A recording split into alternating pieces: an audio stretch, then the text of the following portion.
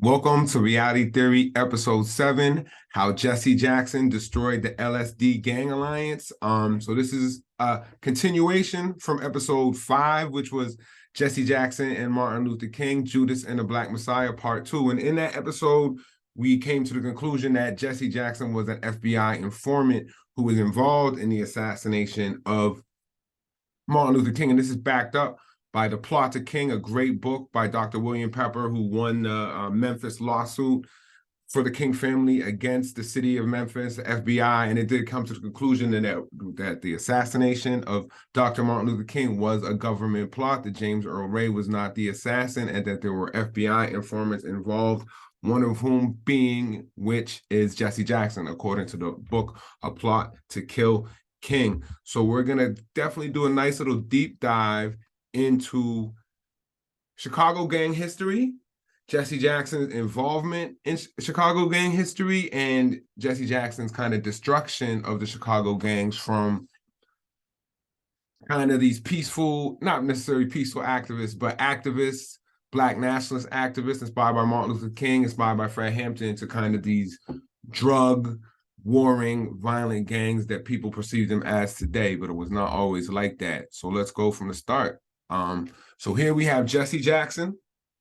Right here in the middle, we have Jeff Fort, who's a legendary Chicago gangster who founded the Black Keystone Rangers, who's huge gang. They went on to be called the El Rukns after Jeff Fort converted to Islam and then later to the Moorish Science Temple. And to the right is Mickey Cogwell, who was partners with Jeff Fort. Eventually, a gang would be named after him called the Mickey Cobras after he would be killed in the 70s.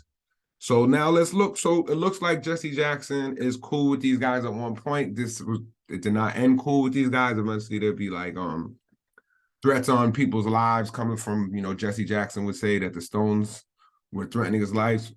Even Jeff Fort would say that Jesse Jackson's people were threatening his life. So it got to be a real crazy situation that kind of led to a really great gang alliance in the 70s that was kind of inspired by Fred Hampton. Even after his murder, his dream kind of lived on. So to the left, we have Jeff Fort, who we just saw, and to the right, we have Fred Hampton. Now, Jeff Fort was inspired by Martin Luther King. He actually marched with Martin Luther King when he came to Chicago to protest the racism in Chicago in 1966. And to the right, we have Fred Hampton. Now, Fred Hampton, the more I learn about Fred Hampton, the more I am amazed by what he was able to accomplish in such a very short period of time. He died at age 21. I think he became chairman of the Black Panther Party in 1920. And during his big year reign, he was able to kind of unite the gangs. He was cool with David Barksdale, who was the head of the Black Gangster Disciples. He was cool with another guy by the name of Bobby Gore, who's head of the Vice Lords. And these gangs were kind of really being inspired by the Black Power movement, by Martin Luther King, to have Black pride and to not only use gangs for violence, but to use gangs for political power and to kind of evolve as they've seen other gangs evolve. Like if you go to Chicago or Boston, a lot of the political power that's based there came from gangs. So a lot of these gangs were trying to transition from, street gangs based in crime to, political organizations. And Fred Hampton was really inspiring that. And he was also able to unite people of different races. He had something called the Rainbow Coalition, which included the Students for a Democratic Society, which were a very left-wing, very progressive, very revolutionary organization. The Young Lords were a group of Latinos who were similar to the Black Panthers and had their own goals and were very, anti-government revolution. So we united a kind of anti-government, pro-revolution group that took racism kind of out of the picture, which was a kind of big movement. Now, Jesse Jackson would use Fred Hampton's name of the group, Rainbow Coalition, right? But he would kind of water it down. Instead of you having these revolutionary groups advocating for the overthrow of a government, it would be like some kumbaya church love fest with Jesse Jackson talking. And so Fred Hampton also had a very famous saying, "I am a revolutionary." Now, Jesse Jackson also took that and he made it, "I am somebody." Now, there's a big difference between a revolutionary and somebody. Everybody's somebody, right? Everybody's somebody. But to be a revolutionary is to be someone who's advocating for total political change. So Jesse Jackson kind of tried to position himself as the new Fred Hampton. He was trying to do the things Fred Hampton was doing in terms of meeting with the gangs, in terms of starting a Rainbow Coalition, but everything he was doing watered down. And just as kind of we went over in episode 5, how Jesse Jackson was positioned by the FBI to be the new kind of black messiah, the new black leader that they could control, because they couldn't control Martin Luther King, they can't control Fred Hampton, so they would kill these black messiahs and replace them with their own black messiah. So in many ways, just in the same way we had Jesse Jackson replace Martin Luther King as the kind of head Christian leader, the heir apparent to Martin Luther King, Jesse's coming into Chicago and he's making himself seem like the heir apparent to Fred Hampton. Now, the FBI was working very hard against Fred Hampton to make sure that he couldn't make these gang alliances, that in fact there was infighting. So they actually sent a letter to Jeff Fort, the brother in the first 2 pictures, the head of the Black Keystone Rangers, telling him that Fred Hampton and the Panthers were trying to kill him. So the letter says, "Brother Jeff, I spent some time with some Panther friends on the West Side lately, and I know what's going on. The brothers that run the Panthers blame you for blocking their thing, and there's supposed to be a hit out on for you. I'm not a Panther or a Ranger, just black. From what I see, these Panthers are out for themselves, not black people. I think you ought to know what they're up to. I know what I'd do if I was you. You might hear from me again. A black brother you don't know." So this is the FBI sending a letter to Jeff Fort, the leader of the Blackstone Rangers, which were a gang, which was kind of adjusting to becoming a political force, right? They had their roots in the streets, but Jeff Fort, it was inspired by Martin Luther King. He was, inspired by Black nationalism. He really wanted to turn the Blackstone Rangers from a street gang to a political force, similar to the Panthers. Like the Panthers were a political force, a political party, and Jeff Fort was trying to become more like the Panthers. So the government was really fearing Jeff Fort and Fred Hampton coming together. So they're trying to start a beef between them. So again, the FBI writes, "The above will be sent to Fort in care of the First Presbyterian Church, 6400 South Kimbark, the widely publicized headquarters of the Rangers. It is believed the above intensify the degree of animosity between the 2 groups and occasion fight to take retaliatory motions which could disrupt the BPP or lead to reprising against its leadership. Consideration has been given to a similar letter to the BPP alleging a Ranger plot against the BPP leadership. However, it is not felt that this would be productive, probably since the BPP at present is not believed as violent prone as the Rangers. To when violent type activities, shootings, the like are second nature. There is also the possibility that if a future contact between the 2 were to take place, and if it became apparent that both had received both such communications, then an outside interest would be somewhat obvious." So FBI doesn't want to send a letter to the Panthers because in case they came together, say, "Hey, we got a letter, you got a letter," and then they would realize the FBI is the greater enemy trying to set them up. So this is a pattern we've seen all throughout COINTELPRO between Nation of Islam and the Malcolm X's organization in terms of Martin Luther King and Malcolm X. But what the FBI does is they try and put organizations against each other to fight them and stop them from unifying and becoming a political force. So this is what's going on with this letter. And now we hear from William O'Neill. So again, the movie Judas and the Black Messiah, great movie. I recommend everybody see it. It focuses on Fred Hampton and William O'Neill, who was the Judas. He was the informant, the FBI informant who set Fred Hampton up to be killed. In 1968, Fred Hampton of the Black Panther Party was reported by FBI infiltrator William O'Neill to be seeking a merger between the Chicago BPP and the Black Keystone Nation. As Fort Street Gang was several thousand soldiers strong, the BPP, which was small at the time, would have multiplied its membership if Hampton were to succeed. O'Neill was ordered to instigate animosity between Hampton and Fort. The skilled provocateur who had risen up to the position as BPP chief of security and who was to be responsible for the subsequent murder of Hampton, accomplished his task, resulting in armed clashes between the BPP and the Black Keystone Nation. So not only is William O'Neill the kind of informant who led Fred Hampton to be killed, but before that, he was an agent provocateur. An agent provocateur tries to start beef between two people who could work together, right? That's one thing they could do. They start trouble and they blame it on one group or another group when it's really coming from the FBI or an intelligence agency. So now Jesse Jackson was the informant for the Martin Luther King assassination. And in Chicago, it seems like he starts acting like an agent provocateur, starting beef, starting trouble, and ending the kind of gang alliances that the FBI feared that Fred Hampton would continue to found and start and would stay in peace, right? So that's what they feared. So here we have a news article from 1969. This was from May of 1969, a few months before Fred Hampton would be killed. Spokesman for the city's two largest youth gang organizations Wednesday announced the reaffirmation of a truce and safe passage agreement.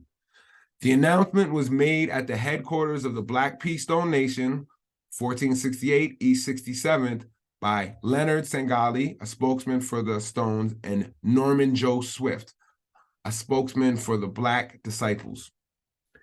At least 20 shootings, some fatal, have involved gang members in the last several months, police said, terms of agreement. Sangali and Swift said leaders of the two gangs have met several times in the last 3 weeks to draw up truce terms.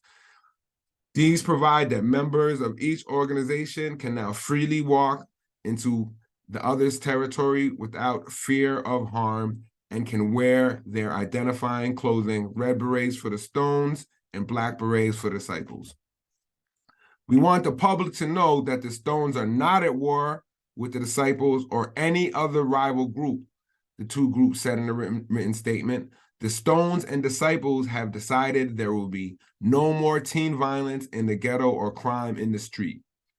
4-man negotiating teams from each gang organization drew up the truce. They were identified as Jeff Fort, president, and Mickey Caldwell, Charles Edward Bay and Sangali for the Stones, and Robert Allen, president, and Dwight Rankin, Paul Sadler, and Swift for the Disciples. Swift said he is also a member of the Black Panther Party of Illinois. So here we again see the effect that the Black Panther Party had on the gangs, and that Black Panthers were recruiting gang members, and gang members were in both their own gang, the Disciples, and they were also in the Black Panther Party. So Fred Hampton's Black Panther Party is kind of leading to a truce between the biggest gangs in Chicago, who were the Black Keystone Rangers and Jeff Fort, and you also had the Black Gangster Disciples, who were led by David Barksdale, who was not present at this meeting, but his subordinates were. So the two biggest gangs in Chicago made a peace, and this would lead to a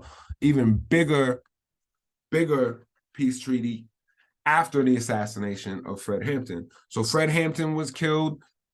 It was found out later that the FBI, Chicago police, and also Chicago District Attorney's Office were responsible for the murder of Fred Hampton. And again, this leaves a void in terms of someone who could unite the gangs, in terms of someone who could unite Black people and white people. He's dead. He was the Black Messiah that the FBI was fearing, and now they got rid of him. But the problem is for the FBI is he's inspired a lot of people to kind of follow in his footsteps. And a lot of these people were the gang leaders at the time. So adding to the Stones and Disciples truce comes the Vice Lord. So this is where we get the name LSD. The LSD gang alliance truce happened after the death of Fred Hampton, where we see the Vice Lords. Then we also see the Black Keystones came together to become the big political force that Fred Hampton kind of envisioned they would. And they would join Chicago community organizations, so they would be working with people in like the Black churches and other Chicago, pro-Black organizations. You had a massive force, so they start demanding jobs. They start demanding equity in supermarkets. So they really become a massive political and economic force, challenging Mayor Daley for political power in Chicago. So the LSD gang alliance was really powerful. Jesse Jackson got involved through Operation Breadbasket, which was the kind of financial arm of the SCLC, Martin Luther King's organization. So Jesse is working with the gangs at the time. Now this stops. Jesse stops working with the gangs. He has beef when we have a violent incident that happens. So burning of church sports war on Chicago gangs. Bristling with rage following the third shooting attempt upon the life of Chicago minister Curtis Burrell and the burning of his Woodlawn Mennonite church last week, a coalition of Black ministers rallied behind the newly created organization called Black Men Moving in an effort to wipe out the city's notorious street gangs, declaring that those who burn the church are on the same level as the Ku Klux Klan, which is the last group that burned churches. Reverend Burrell blamed members of the Black Pea Stone Nation for attempts on his life and said he assumed they set fire to his church to strike back at his criticisms of them. Taking side with Reverend Burrell, the national director of Operation Breadbasket, Jesse Jackson, whose life has also been threatened, condemned the Black-on-Black crime and blamed whites for trying to split the Black community so they can drive Blacks off the valuable lakefront land. We have reason to believe forces in the community have been paid to terrorize us. I think it's the opposite, Jesse. I think you are the force that has been paid to terrorize the Black community. But let's go on. He said, we want to find out where the money is coming from, and that is supporting the gangs. Now, this is interesting because a lot of the gangs were getting like grant money from the government, right? So he's trying to cut off the grant money that they were getting from the government to do positive things in the community, like the white racists in Congress and the Senate were doing. Reverend Barber, a former staff member and schoolmate of the late Dr. Martin Luther King and BMM's leader, had the harshest word for the gang since radio personality Daddy O'Daly attacked them on his radio and TV shows as thugs and hoodlums, emphatically warned, if one hair on Reverend Burrell's head gets singed, we are going to pray that the main 21 rulers of the Stones don't get sent to hell because we are going to hold the main 21 responsible. He made it clear that BMM would not go hunting for teens who are sent out as assassins, but would seek out the main 21 adult leaders. One of the leaders of the Stones, Leonard Singali, who was meeting with Reverend Burrell and Barber when a shooting attempt was made on Burrell's life, visited the burned out church and denied any connection with the Stones. So we have a lot of crazy incidents that are happening that are leading to a beef between the Black church organizations head by Jesse Jackson and the Stones. And we'll get into like how this altercation started between Jesse Jackson's people and Jeff Fort's people. So what happened was Burrell, the minister before, he took a visit to, all right, in frustration. So Burrell goes to see Jesse Jackson, right? And Burrell is the person who kind of launches the war against the gangs. He winds up testifying to Congress about how bad the gangs are to like really white supremacist, racist senators. He's like, you got to go get the gangs. He started telling him that.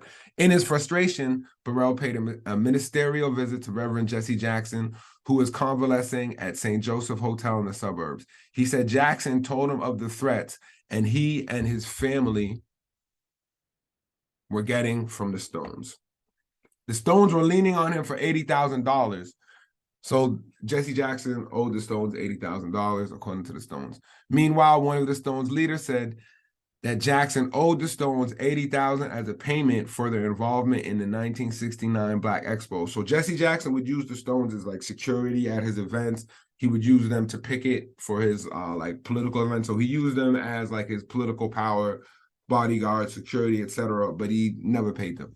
The Black Expo was an annual convention organized by Jackson and Operation Breadbasket. It was the largest gathering of Black businesses, entrepreneurs, and entertainers of all time.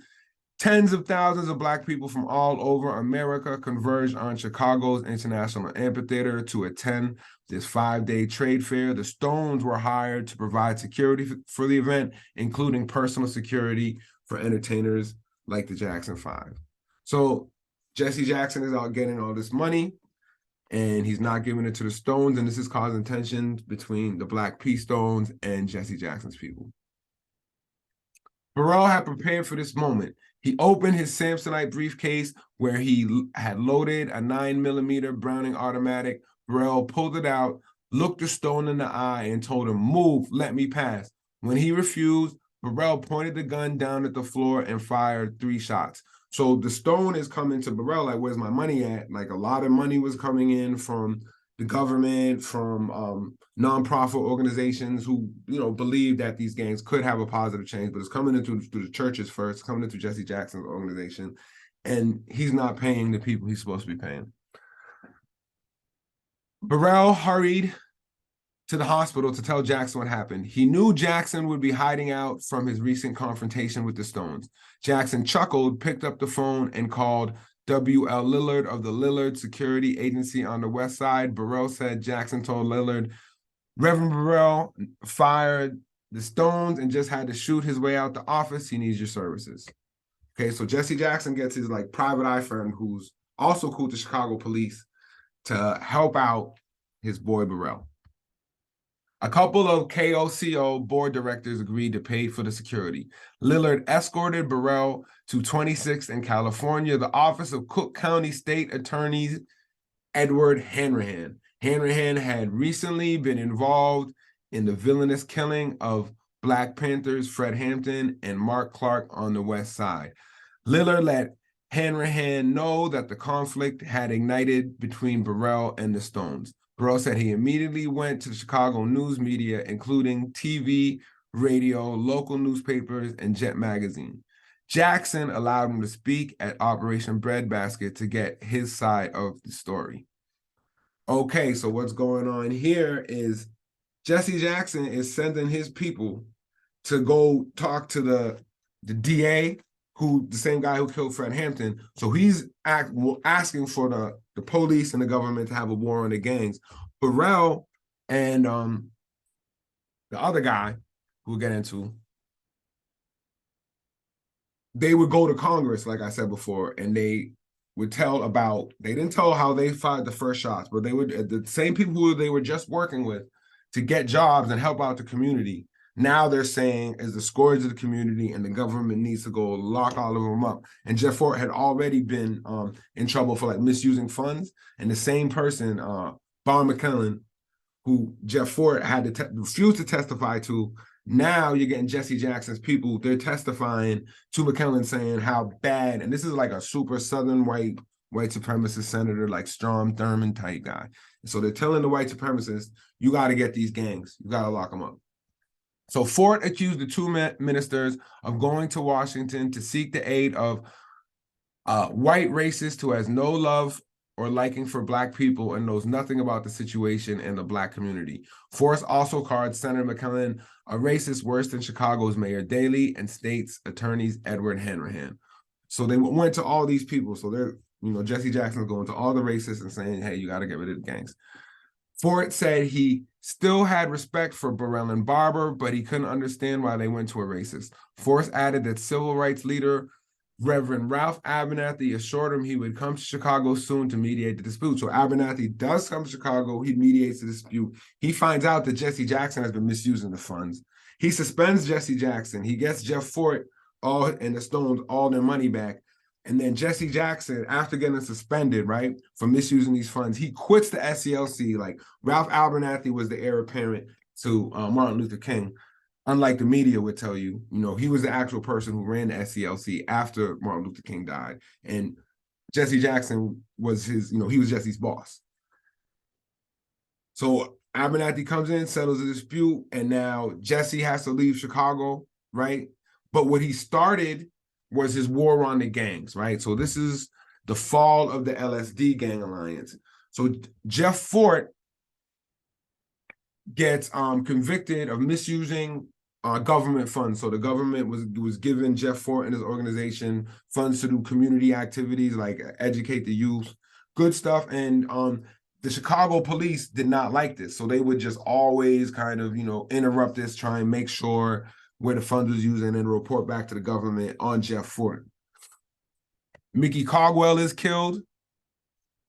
And also, David Barksdale is also killed. So all the leaders, Larry Hoover goes to jail, Jeff Fort goes to jail, are either all the major leaders who brought forth the kind of big gang alliance are now dead, right? And some of this are kind of unsolved murders, and then some of this is a direct result of the war on gangs, which Jesse Jackson kind of provoked, right? Jesse Jackson wanted the government to go to war on the gangs. They did. They got rid of Jeff Fort, who was a problem for him, right? He owed him money. Mickey Caldwell's killed under mysterious circumstances. David Barksdale's killed in mysterious circumstances. And all these times, the Stones get blamed, right? And when the Stones get blamed, it results in violence and new gangs splintering off and less of a gang alliance.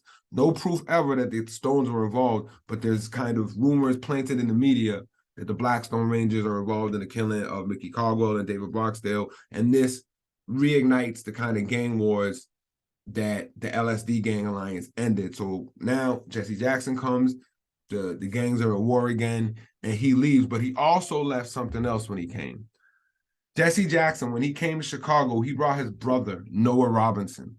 Now, Noah Robinson is a very interesting type of gangster. He's not your typical gangster at all. He's your Stringer Bell, your Gus Fring, your super educated Meyer Lansky, money laundering, high-level, top-shotter gangster, Meyer Lansky, right? He actually got his business degree from Wharton. I think he got his master's from Wharton degree in business, and I think he was also a brilliant chemist, Noah Robinson. So he has some patents on chemistry, brilliant business mind, but instead of using his business mind to help out Black business and help out other Black businessmen and help out the Black community, he used his knowledge to become a master super criminal. And Jesse Jackson brought him to Chicago and made him the head of Operation Breadbasket. Right, so let's go in. So here's an article from Vanity Fair talking about Noah Robinson. Noah, meanwhile, had discovered a milk cow in the movement. He began taking advantage of minority set-asides from the Nixon administration.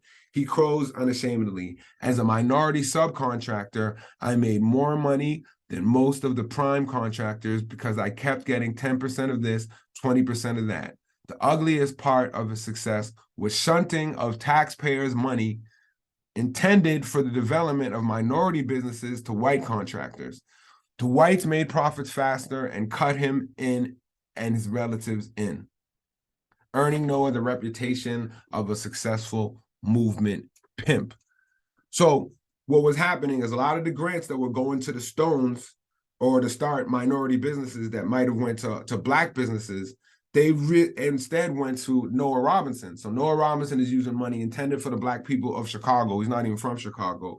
And instead of you giving it to Black businessmen in the area, Black businesswomen in the area, he takes the money for himself and then gets that contract to a white business, right? So this is a lot of kind of like race hustling activism like we see today from like Al Sharpton. Is not really activism for the Black community. It's activism for that person and their circle of friends to get rich. So Noah Robinson and Jesse Jackson kind of pioneered that type of activism. Now, the other part of Noah Robinson, other than him just being a dirty skimmer who, you know, hurts the Black community, actually, he was the plug for who knows long in Chicago. So it says, federal and local authorities are looking into Robinson ties to other drug dealers, such as Thomas Allen Burnside, who is listed as one of New York's top 100 narcotic suppliers. So this guy, Thomas Allen Burnside, is one of Noah Robinson's childhood friends.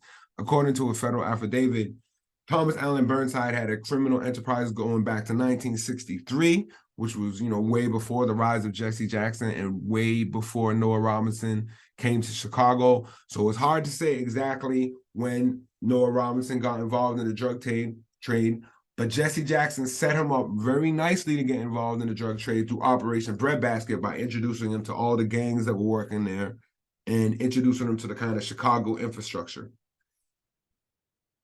Noah Robinson Jr., an Ivy League educated millionaire businessman with fast food restaurants, was convicted of hiring hitmen from Chicago's notorious Rukn street gang to kill a boyhood friend, Leroy Hambone Barber, after they got into a fistfight in South Carolina where they'd grown up. Now, the Rukn Street Gang is the Black Keystone Rangers.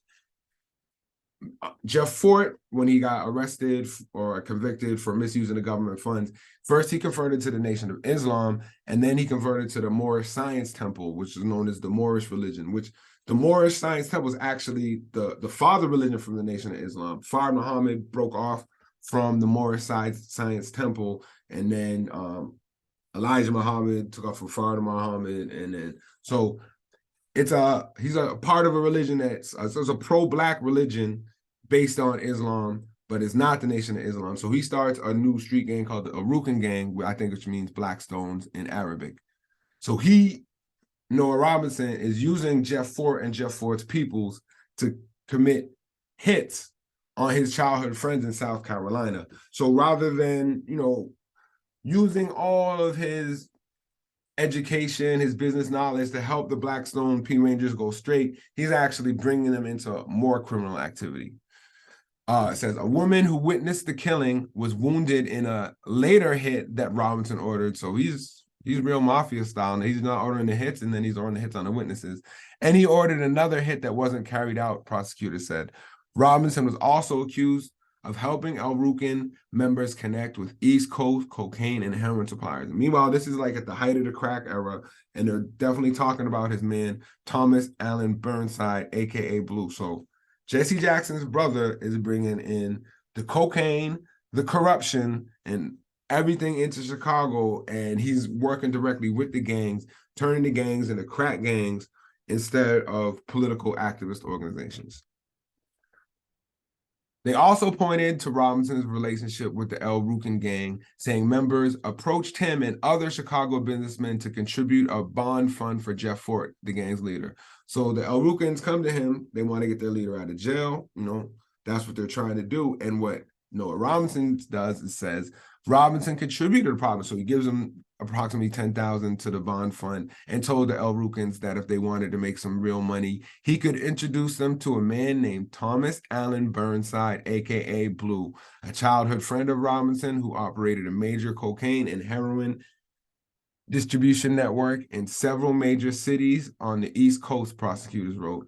With Robinson's drug connections, the gang was able to expand and reap huge profits. So all they wanted, right, all the Rukns wanted was to get their leader out of jail. And then Noah Robinson is like, nah, y'all got to sell these drugs, though. So he introduces them to the plug during the crack era when Chicago's being flooded by crack cocaine, causing violence, poverty, breaking up families. This is what Noah Robinson, Jesse Jackson's brother, is doing. Half brother. I just to make it clear, he's his half brother, but they act like brothers. They've been down their whole lives.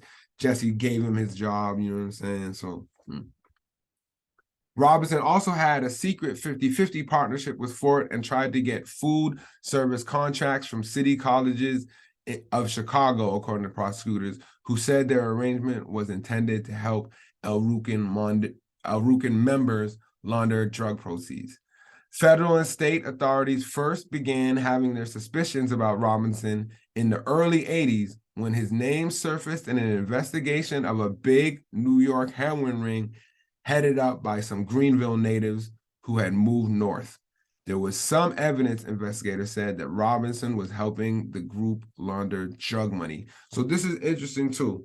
Normally you have like the big city drug dealers from Chicago, New York, LA. They go to the small towns and they bring the drugs there. But here we have Jesse Jackson and his brother's childhood friend from Greenville, small little town in South Carolina, bring the drugs into Chicago. All right. The same turncoats also led investigators to a chilling underworld involving Robinson. Tremel Davis, a former Rukn leader, told authorities that Fort had ordered the killing of Leroy Hambone Barber at Robinson's request. Barber was a boyhood friend of Robinson, whom Robinson fired from a job in Chicago in late 1985.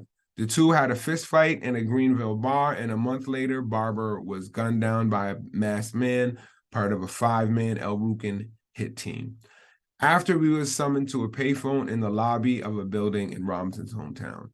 On his trial last summer, former El Rukn leaders testified that this once respected businessman helped propel the El Rukns into the lucrative cocaine and heroin trade. Robinson, they said, also offered the El Rukn something even more critical: expertise in laundering drug profits and a patina of legitimacy. He looked at himself as the godfather, said one former gang member. He said we needed to create a facade, a shield to make it look like we were legitimate. Okay. So it's crazy. Jesse Jackson, either intentionally or unintentionally, definitely destroyed the gang alliance, and then he intentionally or unintentionally brings in this big criminal mastermind who brings in all these sorts of drugs into Chicago. And this is Jesse. You know, he was supposed to like be the next Fred Hampton and unite the gangs, but he divides the gangs. He was supposed to make this kind of rainbow coalition, but he just gets white people scared of black people in the gangs. And then he's supposed to bring black business into Chicago, but he brings in his brother who takes black business away from Chicago, keeps the money for himself, and then brings drugs into Chicago. So this is the effect of Jesse Jackson on Chicago. So this is an interesting story. Not sure how much of a connection it has, but it is just interesting that there was a CIA memo calling Jesse Jackson a Libyan agent. Now, what Jesse would say was that he was working with a black oil company and he was trying to get some black oil business done. You know, Jesse's always trying to get some cash, saying, no, he's not a Libyan agent. No real reason to believe he might be, or why the CIA would say he is, but it is very interesting that as Jeff Fort and Jesse Jackson's career kind of parallel each other, and how Jesse Jackson had such a crazy impact on Jeff Fort's life, from the breakup of the LSD gang alliance when Jesse threatens to bring his gang of BMM, Black Men Movement, to fight Jeff Fort, and then to Jesse's brother leading to Jeff Fort get convicted for, you know, drugs and hits. There was all Jesse's brother was bringing in. You know, there was no crime before Jesse's brother told the El Rukns, hey, I got some coke for y'all, and then I want y'all to kill some people for me. So it was Jesse's brother who was the kind of agent provocateur in the situation. So the reason this is interesting that, you know, Jesse Jackson was accused of being a Libyan agent is that the same thing happened to Jeff Fort, but Jeff Fort was actually convicted of being a Libyan agent. But Jeff Fort, so I think at the time, Farrakhan had made a relationship with Gaddafi in Libya. And I think at Savior's Day, he had a video where he said that if anybody would harm Gaddafi from the American government, he had his El Rukn army, and, you know, Jeff Fort's people there, the El Rukns were there. And I think the FBI got wind of this. So the FBI, and this was a time when America was definitely at war with Libya. Gaddafi was super demonized. I think they, you know, they bombed his house, maybe killed his son. You know, there was crazy stuff going on in Libya.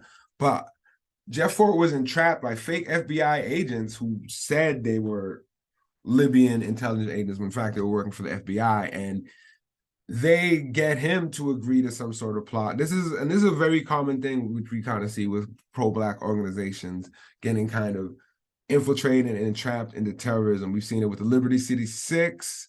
There's a really good movie, Sorry to Bother You, that's kind of based on that, where you have this pro-Black organization and you have this federal agent who gets this, you know, little eccentric pro-Black people in this organization to do these terrorist acts, when it's really the FBI is kind of manipulating them to do this. And then they act like they stopped the terrorist attack when it was really their informant, their agent, who's kind of provoking these people to do this attack, and there was never any threat of the attack. So that's what happened to Jeff Fort, and that is the end of Jeff Fort. Again, the FBI is so just again, Jesse Jackson comes to Chicago, takes pictures of Jeff Fort, Mickey Caldwell, uses them, right? Then an incident based on Jesse Jackson not paying the Blackstones leads to a clash between the Black church and the gang, specifically the Black Peace Stones. It's really not clear. There's a lot of unsolved crimes. I'm not really sure that the Black Peace Stones burned down the church. They denied they did. The only real record of violence on incident is Jesse Jackson's people firing at the Stones, not backwards.